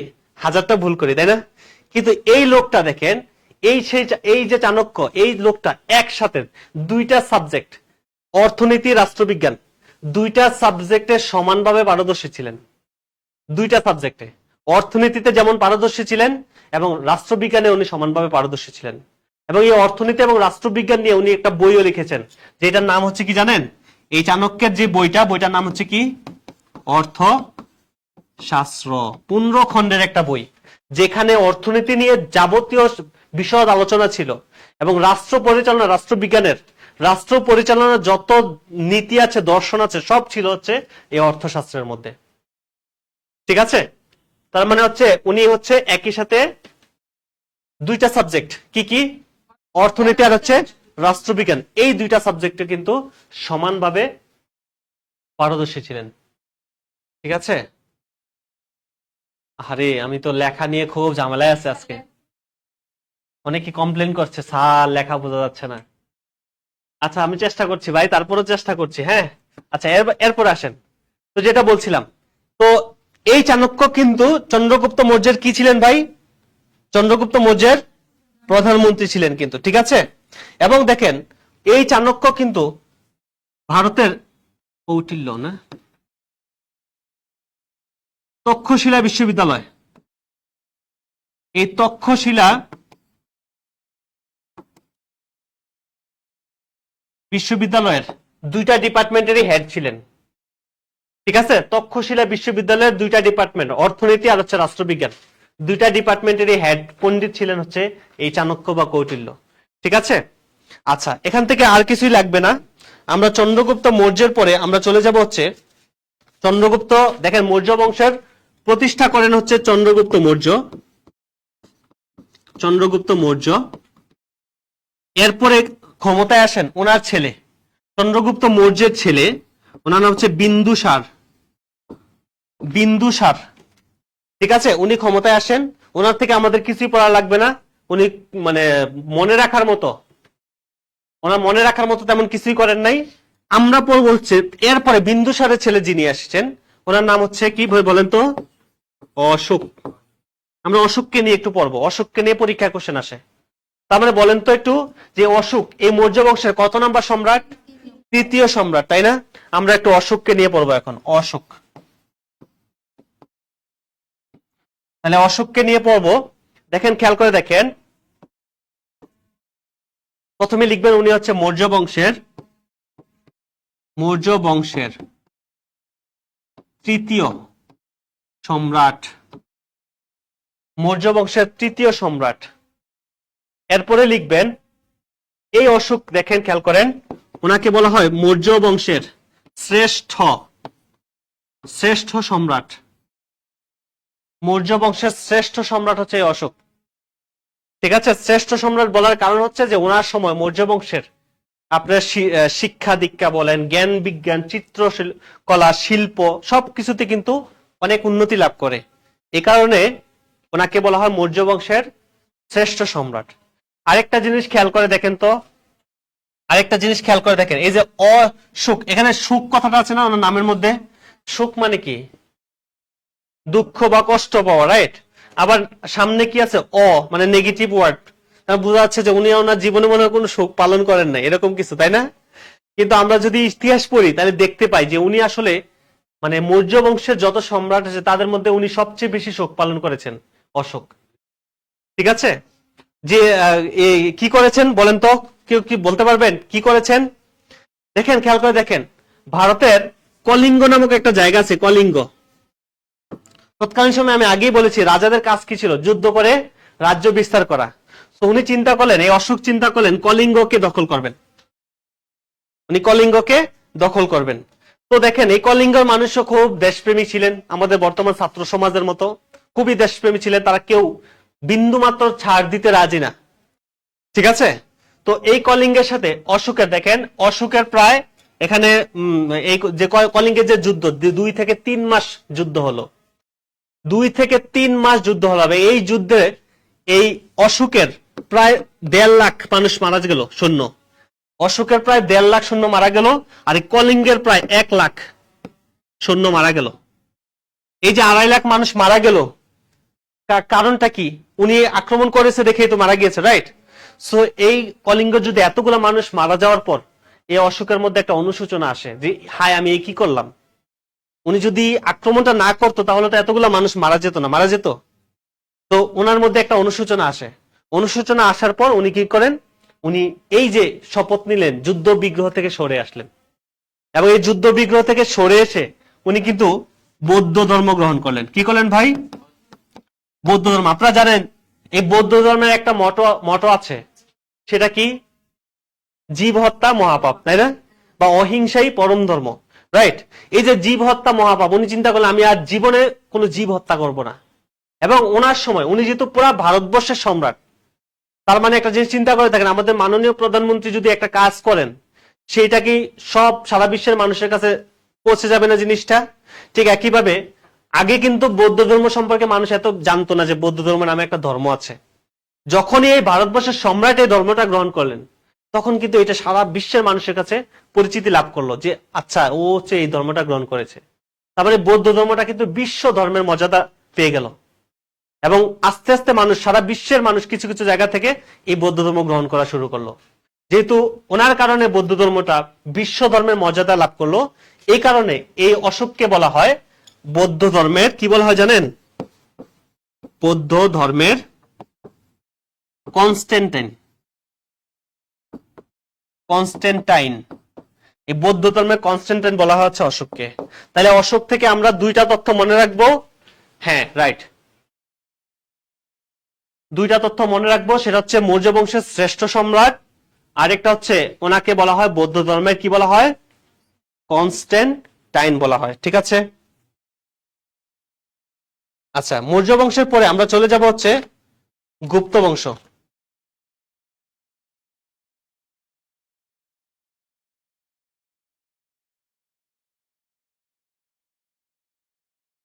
আচ্ছা, এবার আসেন, আমরা চলে যাব হচ্ছে গুপ্ত বংশে।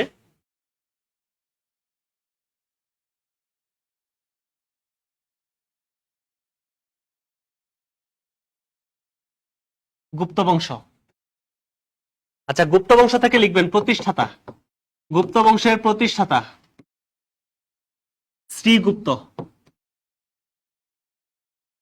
শ্রীগুপ্ত। গুপ্ত বংশের প্রতিষ্ঠাতা হচ্ছে শ্রীগুপ্ত।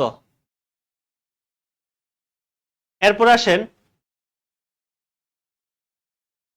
প্রথম রাজা। প্রথম রাজা প্রথম চন্দ্রগুপ্ত। প্রথম রাজা হচ্ছে প্রথম চন্দ্রগুপ্ত। এই গুপ্ত বংশ থেকে বেশি কিছু পড়া লাগবে না আমাদের। এরপর আসেন শ্রেষ্ঠ রাজা। গুপ্ত বংশের শ্রেষ্ঠ রাজা। শ্রেষ্ঠ রাজা হচ্ছে সমুদ্রগুপ্ত। সমুদ্র গুপ্ত। গুপ্ত বংশের শ্রেষ্ঠ রাজা হচ্ছে সমুদ্রগুপ্ত। এই সমুদ্রগুপ্ত হচ্ছে সেই ব্যক্তি যিনি, আমরা দেখেছি আমাদের মহাস্থানগড়ের দুইটা বংশ এসেছিল, মৌর্য আর হচ্ছে গুপ্ত। এই মৌর্যদের মধ্যে অশোক এসেছিল, আর এই গুপ্তদের মধ্যে কে এসেছিল? এই সমুদ্রগুপ্ত আমাদের বাংলায় এসেছিলেন এবং বাংলাটা কিন্তু দখল করেছিলেন। উনি আমাদের মানে সমতট অঞ্চল ছাড়া, এই যে সমতট, সমতট একটা জনপদ পড়েছিলাম না ভাই? কোন কোন জেলা যেন?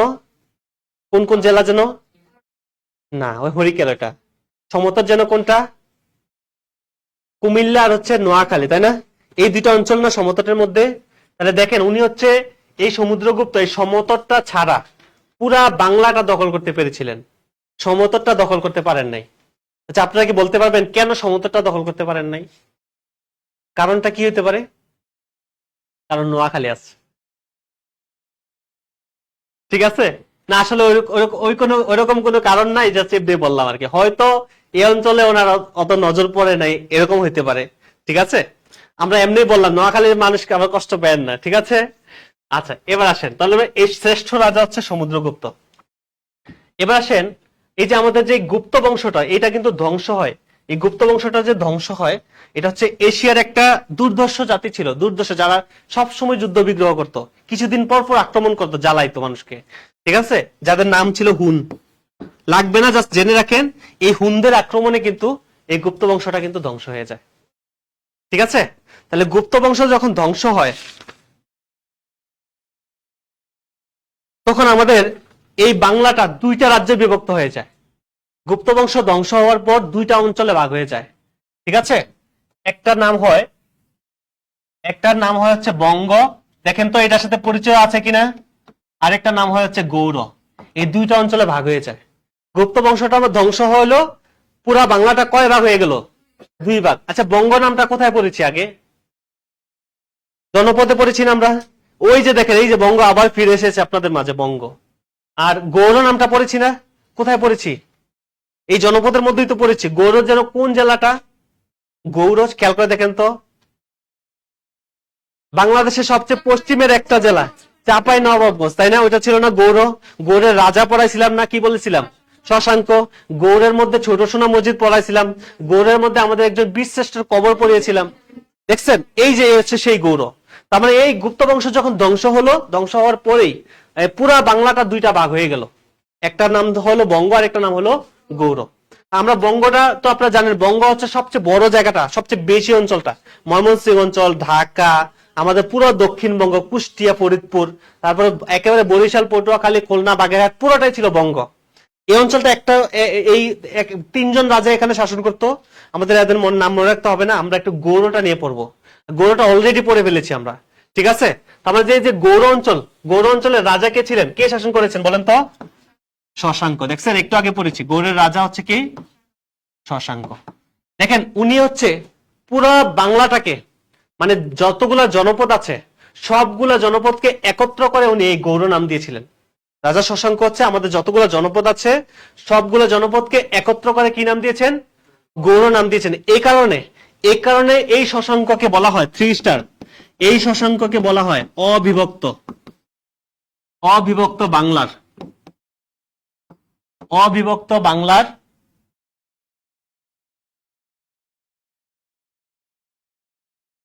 আচ্ছা, অবিভক্ত বাংলার প্রথম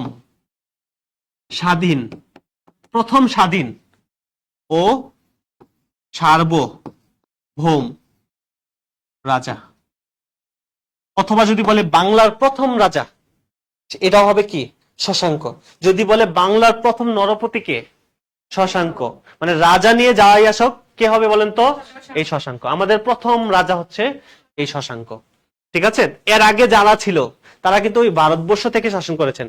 চন্দ্রগুপ্ত মৌর্য বলেন, ওই যে অশোকের কথা বলছিলাম না, এই যে মহাস্থানগড়ে এসেছিলেন, এই মহাস্থানগড়ে তাদের প্রাদেশিক রাজধানী দিয়েছে, মেন রাজধানী কিন্তু ভারতবর্ষে, আর এই প্রদেশের রাজধানীটা শুধুমাত্র এখানে দিয়েছেন। তো আমাদের এই অঞ্চলের প্রথম রাজা পাইলাম, সে কে বলেন তো? শশাঙ্ক। আর ওনার রাজধানীটা ছিল এই শশাঙ্কের রাজধানী, খুবই ইম্পর্টেন্ট। এটার মধ্যে 3 স্টার, দেখেন 3 স্টার কিন্তু আমি যতগুলো পড়াইছি বেশি কিন্তু দেই নাই, খেয়াল করেন। এইগুলাই পড়লে আপনাদের ছোটখাটো পরীক্ষা এগুলো থেকে আসে কোশ্চেন। ঠিক আছে?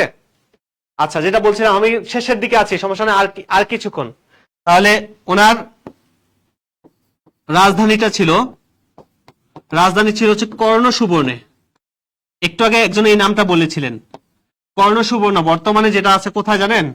ভারতের মুর্শিদাবাদে কর্ণ সুবর্ণ।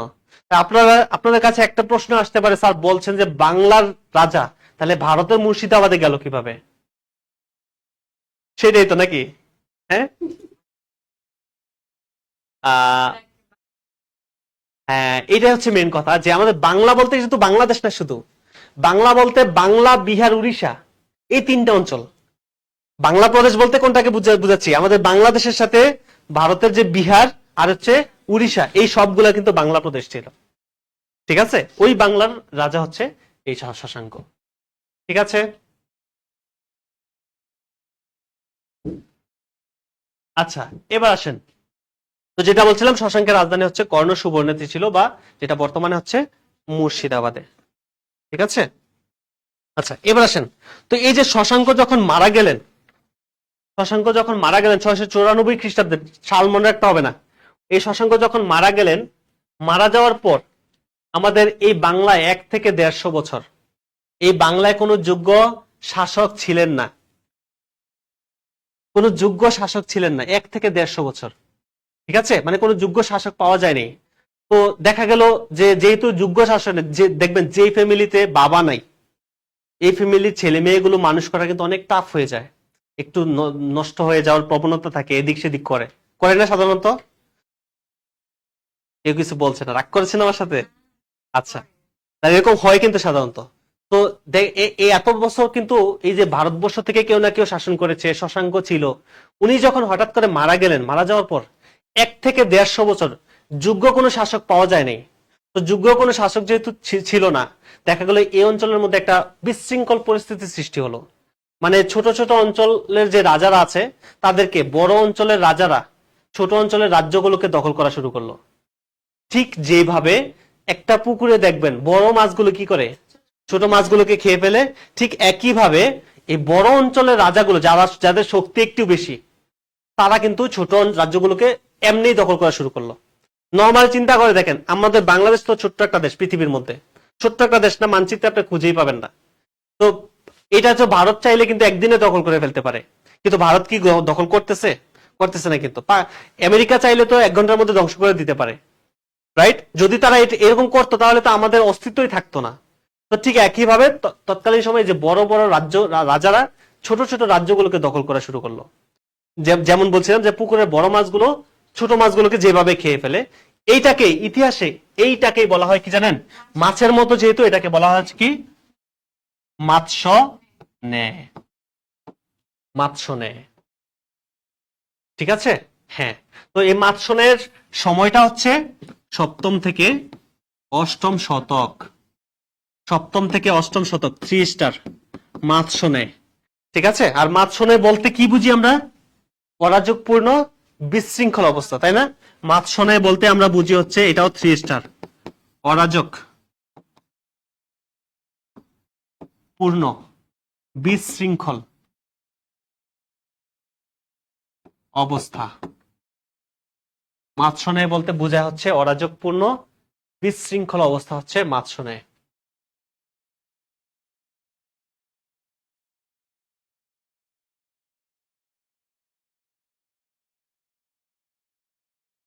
আচ্ছা, একজন বলছেন যে গৌড় শুধু চাপাই হলে তার রাজা কিভাবে পুরো বাংলা শাসন করবে? মানে হচ্ছে ব্যাপারটা হচ্ছে যে নর্মালি চিন্তা করে দেখেন যে উনি যখন গৌড় নাম দিলেন তখন কিন্তু সবগুলো জনপদ যেগুলো আছে সবগুলোকে একত্র করে গৌড় নাম দিয়েছেন, তখন কিন্তু পুরা বাংলা কিন্তু তার দখলে।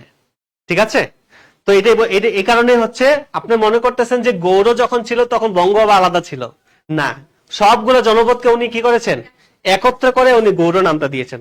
ঠিক আছে, আচ্ছা এরপরে আসেন যেটা বলছিলাম মাৎসনে দেখলাম আমরা। এই মাৎসনের পরে এই যে অরাজকপূর্ণ অবস্থা এটা আবার স্থিতি অবস্থায় আসে, মানে একটা শৃঙ্খলায় আসে কাদের আগমনের ফলে? পালরা যখন আসে আমাদের। এরপরে পালরা এসে দায়িত্ব নেয়, দায়িত্ব নেওয়ার ফলে কিন্তু আবার একটা সুন্দর একটা মানে সুন্দর একটা পরিবেশ সৃষ্টি হয় এখানে। ঠিক আছে, তার মানে এরপরে মাৎসনের পরে কারা আসে? পালরা আসে। আমরা এখন পাল বংশ দেখব। পাল বংশ, ঠিক আছে। আরিফ ভাই আপনি বুঝছেন কিনা একটু বলবেন। আরিফ ভাই উনি গৌড় নিয়ে যে কোশ্চেনটা করেছিলেন আপনি জিনিসটা বুঝছেন কিনা একটু বলবেন। আচ্ছা, যেটা বলছিলাম পাল বংশ, মনে রাখবেন পাল বংশ কিন্তু যতগুলা রাজবংশ ছিল সব মানে সবচেয়ে বেশি সময় আমাদের এখানে রাজত্ব করেছে কারা? এই পালরা। ঠিক আছে, তারা হচ্ছে 756 সাল থেকে 1161 সাল পর্যন্ত 400 বছর, দীর্ঘ 400 বছর এখানে রাজত্ব করেছে। সবচেয়ে দীর্ঘস্থায়ী রাজবংশ পাল বংশ হচ্ছে সবচেয়ে দীর্ঘস্থায়ী দীর্ঘস্থায়ী রাজবংশ হচ্ছে পাল বংশ। সবচেয়ে দীর্ঘস্থায়ী রাজবংশ হচ্ছে আমাদের এই পাল বংশ। আচ্ছা, আপনারা কি জানেন এই যে পালরা কোন ধর্মাবলম্বী? পালরা তারা কোন ধর্মের? বৌদ্ধ ধর্মের, তাই না? পালরা হচ্ছে বৌদ্ধ ধর্মাবলম্বী। পালরা হচ্ছে বৌদ্ধ ধর্মাবলম্বী।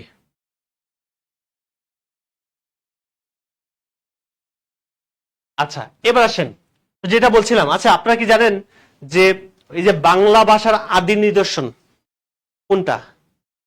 চর্যাপদ না? চর্যাপদ আবিষ্কার হয়েছে কার সময়? এই পালদের সময়। এই বাংলাদেশে যে চর্যাপদ আমরা পেয়েছি এই পালদের সময় কিন্তু আমরা কি পেয়েছি? চর্যাপদ পেয়েছি। তাহলে বাংলা ভাষা আদি নিদর্শন যে চর্যাপদ, এই চর্যাপদ আবিষ্কার হয় পালদের সময়। চর্যাপদ আবিষ্কার হয় এই পালদের সময় কিন্তু চর্যাপদ আবিষ্কার হয়। হ্যাঁ হ্যাঁ, রাইট। এবার আসেন আমরা দেখব পাল বংশের প্রতিষ্ঠাতা। প্রতিষ্ঠাতার নাম কি জানি? গোপাল। এই কি সেই গোপাল যে গোপাল ভাঁড়? হ্যাঁ, এই যে ইয়াতে দেখি আমরা, এই যে কি বলে এটা, গোপাল ভাঁড় তো একটা অনুষ্ঠানে আছে মনে হয়। ঠিক আছে, যে অনেক বুদ্ধিমান, পেটের মধ্যে খালি বুদ্ধি আর বুদ্ধি, তাই না? আচ্ছা, তো পাল বংশের প্রতিষ্ঠাতা হচ্ছে গোপাল। তারপরে আসেন পাল বংশের শ্রেষ্ঠ রাজা। পাল বংশের মধ্যে এটার মধ্যে 3 স্টার হবে। শ্রেষ্ঠ রাজা হচ্ছে ধর্মপাল। শ্রেষ্ঠ রাজা হচ্ছে ধর্মপাল, যিনি হচ্ছে সোমপুর বিহার নির্মাণ করেন। সোমপুর বিহার নির্মাণ করেন কে বলেন তো? ধর্মপাল। পরীক্ষা আসে। এবং সোমপুর বিহার এটা কোথায় আছে? সোমপুর বিহার কোথায় আছে বলেন তো ভাই? সোমপুর বিহার নওগাঁ জেলার পাহাড়পুরে, রাইট? এখন আসলেই নাকি? হ্যাঁ, এটা হচ্ছে নওগাঁ জেলার পাহাড়পুর। নওগাঁ জেলার পাহাড়পুরে হচ্ছে আমাদের এই সোমপুর বিহার। ঠিক আছে, এরপর আসেন এখান থেকে আরেকটা কোশ্চেন আসে। এই যে সোমপুর বিহার আপনারা জানেন 1985 সালে, মনে রাখবেন এই সোমপুর বিহার থেকে কিন্তু কোশ্চেন হয়। ঠিক আছে, 1985 সালে ইউনেস্কো নামটা শুনেছি? ইউনেস্কো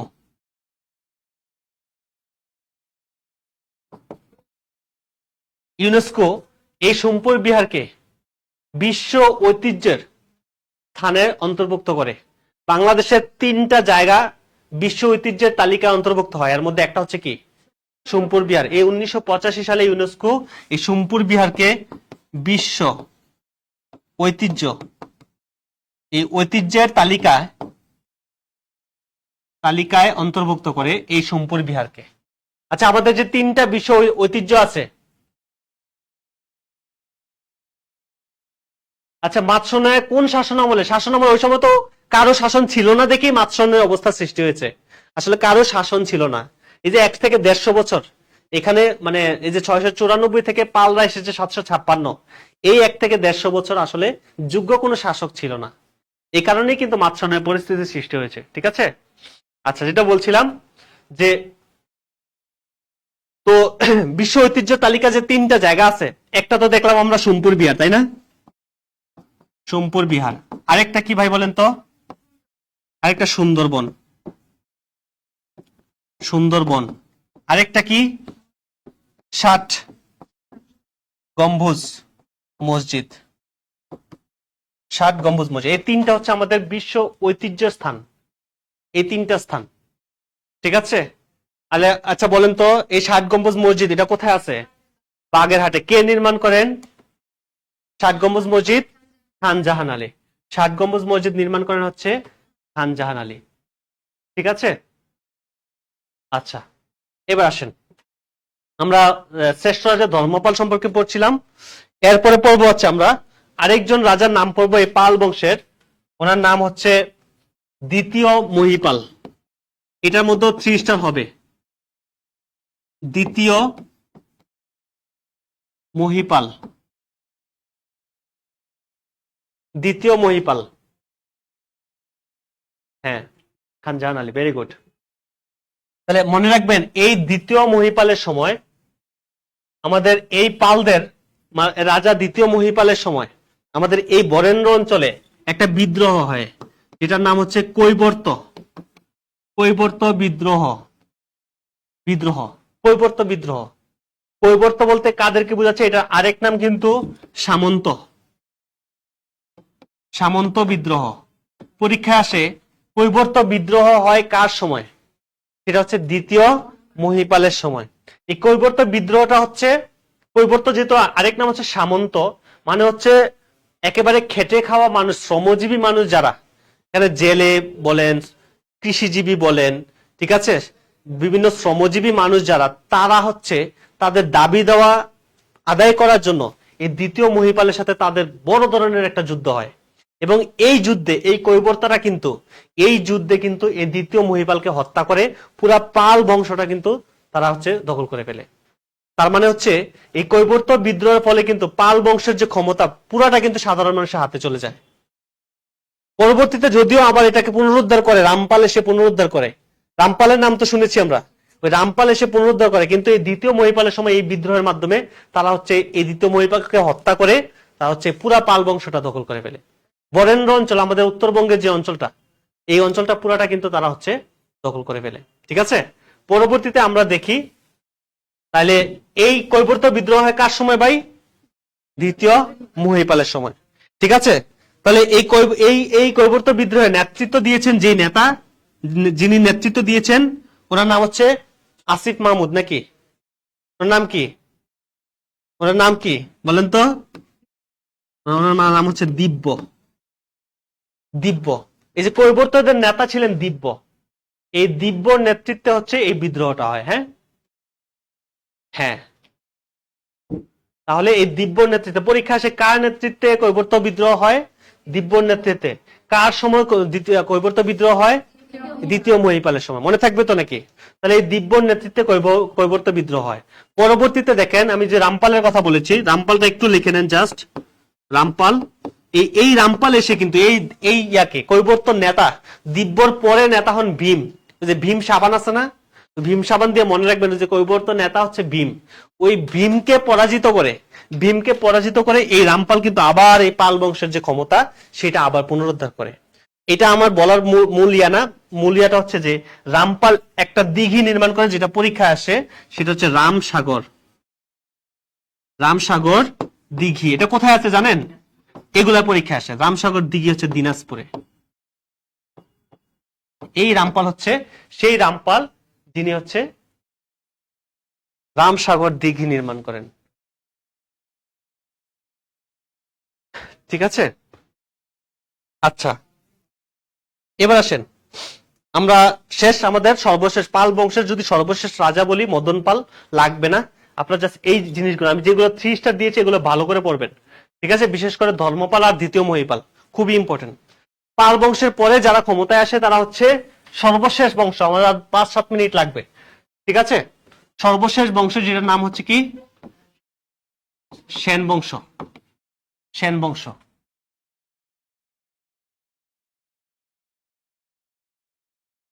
আচ্ছা, সেন বংশ থেকে মনে রাখবেন সেন বংশের প্রতিষ্ঠাতা প্রতিষ্ঠাতা প্রতিষ্ঠাতা হচ্ছে সামন্ত সেন। সেন বংশের প্রতিষ্ঠাতা হচ্ছে সামন্ত সেন। এই তো শেষ, এখনই শেষ। ঠিক আছে, আচ্ছা আচ্ছা, অনেক ধন্যবাদ। তাহলে যেটা বলছিলাম প্রতিষ্ঠাতা হচ্ছে সামন্ত সেন। তারপরে প্রথম রাজা সেন বংশের প্রথম রাজা হেমন্ত হেমন্ত সেন। হেমন্ত সেন। শ্রেষ্ঠ রাজা বিজয় সেন। বিজয় সেন। শ্রেষ্ঠ রাজা হচ্ছে বিজয় সেন। শ্রেষ্ঠ রাজা হচ্ছে বিজয় সেন। আচ্ছা, এই যে মনে রাখবেন বিজয় সেনটা মনে রাখা যাবে না, এই যে যারা বিজয় অর্জন করে তারাই শ্রেষ্ঠ হয়, তাই না? তো সেভাবে মনে রাখবো শ্রেষ্ঠ রাজা হচ্ছে বিজয় সেন। এরপরে আরেকজনের নাম পড়বো আমরা, যার নাম হচ্ছে বল্লাল সেন। এটার মধ্যে হচ্ছে 3 স্টার মারবেন। পরীক্ষা আসলে সেন বংশ থেকে যদি কোনো কোশ্চেন আসে এই বল্লাল সেন থেকে কোশ্চেন আসবে। ঠিক আছে, বল্লাল সেন। এই বল্লাল সেন হচ্ছে আপনার কৌলিন্য প্রথার প্রবর্তক। এই বল্লাল সেন হচ্ছে কৌলিন্য প্রথার প্রবর্তক। আচ্ছা, কৌলিন্য প্রথা জিনিসটা কি বুঝি? কৌলিন্য প্রথা, কৌলিন্য এই যে মিষ্টি রহমান কি বলে, হ্যাঁ এগুলো বলা যাবে না, মানুষের সামনে বলা যাবে না। আচ্ছা, যেটা বলছিলাম তাহলে কৌলিন্য প্রথা হচ্ছে, এই কৌলিন্য কথাটা আসছে কুলীন থেকে, হ্যাঁ, আর কুলীন কথাটা আসছে হচ্ছে কুল থেকে। এই কুল মানে তো আমরা জানি, কুল মানে কি বংশ, তাই না? কুল মানে হচ্ছে বংশ। এই বল্লাল সেন এই প্রথাটা চালু করার মাধ্যমে উনি একটা বিভেদ সৃষ্টি করেছিলেন যে যারা যারা কুলীন বংশের হবে তাদেরকে উচ্চ মর্যাদা ধরা হতো, আর যারা কুলীন বংশের না তাদেরকে ধরা হতো নিম্ন শ্রেণীর। এই একটা বিভেদ সৃষ্টি করেছিলেন হচ্ছে এই বল্লাল সেন। ঠিক আছে, তার মানে কৌলিন্য প্রথার প্রবর্তক হচ্ছে বল্লাল সেন। ঠিক আছে, আচ্ছা এরপর আসেন, আজকে অনেক প্রশংসা হচ্ছে, কাহিনী কি ভাই আপনাদের অনেক আচ্ছা যাই হোক, এরপর আসেন এই বল্লাল সেন উনি হচ্ছে 2টা বই লিখেছেন। এই বইগুলো খুবই ইম্পর্টেন্ট। একটা হচ্ছে দান সাগর, আরেকটা হচ্ছে অদ্ভুত অদ্ভুত সাগর। একটা হচ্ছে দান সাগর, আরেকটা হচ্ছে অদ্ভুত সাগর। ঠিক আছে, এই 2টা বই হচ্ছে বল্লাল সেনের লেখা 2টা বই, দান সাগর আর অদ্ভুত সাগর। এই এখানে কিন্তু 2টা বই। মনে রাখবেন এই অদ্ভুত সাগর যে বইটা, এটা হচ্ছে এই বল্লাল সেন লিখে শেষ করে যেতে পারেন নাই, মানে তার আগে মারা যান। তো বল্লাল সেনের ছেলে বাংলার শেষ স্বাধীন রাজা নাম কি জানেন? শেষ স্বাধীন রাজা লক্ষণ সেন, তাই না? উনি কিন্তু এই বল্লাল সেনের ছেলে। এই লক্ষণ সেন কিন্তু এই অদ্ভুত সাগর কমপ্লিট করেন। অদ্ভুত সাগর এই বইটা কিন্তু লেখা শেষ করেন। এই লক্ষণ সেন হচ্ছে এই অদ্ভুত সাগর লেখা হচ্ছে শেষ করেন। এটার মধ্যে কিন্তু 3 স্টার হবে বল্লাল সেন, কৌলিন্য প্রথা, দান সাগর, অদ্ভুত সাগর, মনে রাখবেন।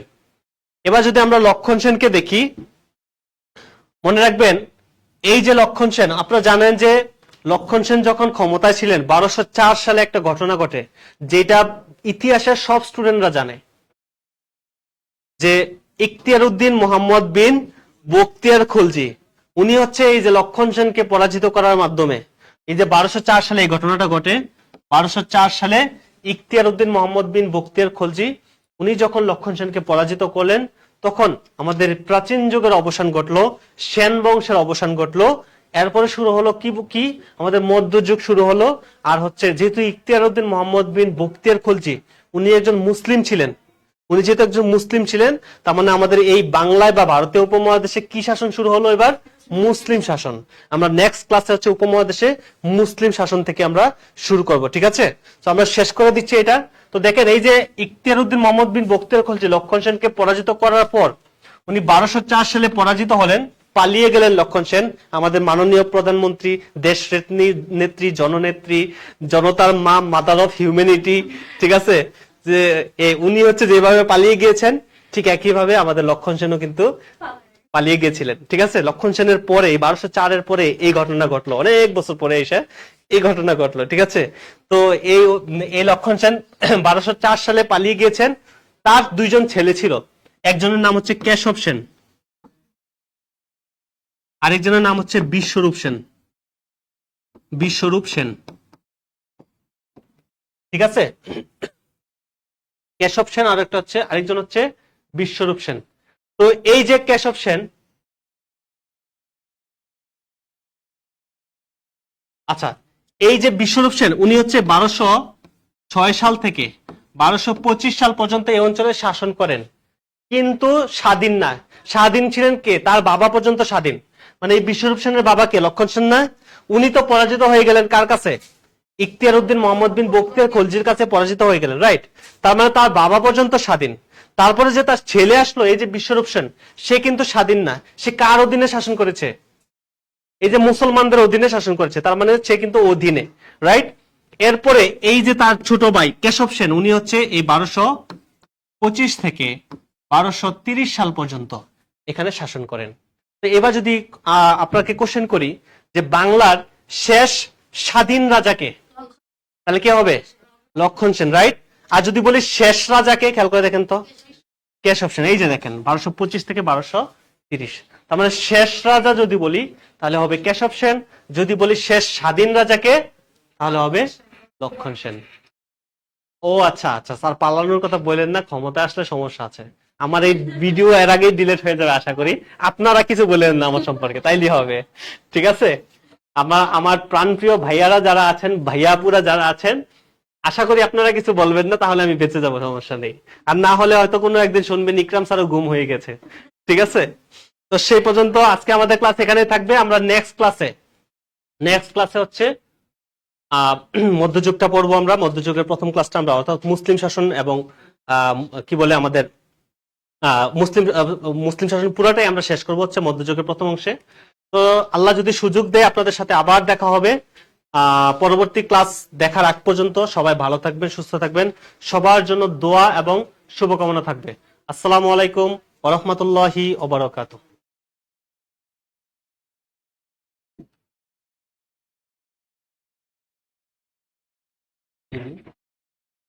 হ্যাঁ, আছে, আমি পাঠাচ্ছি গিয়ে।